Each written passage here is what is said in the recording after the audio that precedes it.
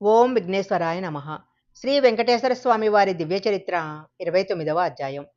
తొండమానుడు ఆలయ నిర్మాణానికి తక్షణమే పూనుకున్నాడు. అతి తక్కువ రోజుల్లోనే ఆనంద నిలయ గోపురము, ప్రాకార మంటపాలు, మెట్లు కట్టించాడు. పూలబావిని బాగు చేయించాడు. ఆలయ నిర్మాణం ముగింపు గూర్చి శ్రీనివాసునకు కబురు పంపాడు.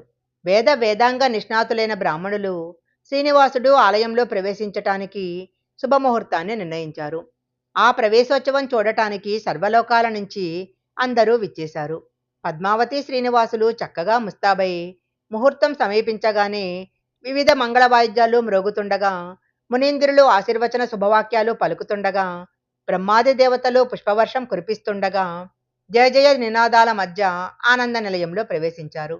కలియుగ దైవమైన శ్రీనివాసుడు ఉండే శ్రీ వెంకటాచలము 1 అమడ వెడల్పు, 30 అమడల పొడుగు విస్తరించి ఉంది. ఆనంద నిలయము ప్రవేశోత్సవం జరిగిన తరువాత బ్రహ్మదేవుడు శ్రీనివాసుని దగ్గరకు వచ్చి, ఆదిపురుష, నేను నీ దగ్గర 2 అఖండ జ్యోతులు వెలిగిస్తాను.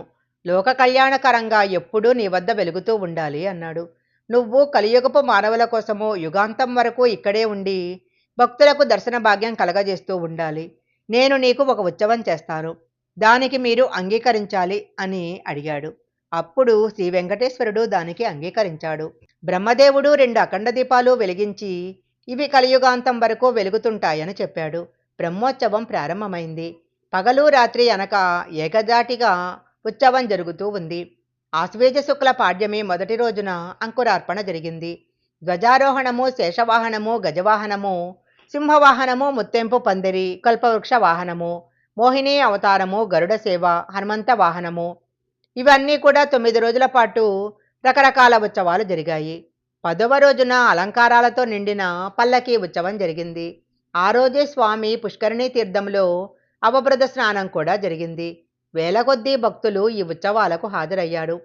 ఎక్కడ విన్నా గోవిందా గోవిందా అనే హరినామ స్మరణమే.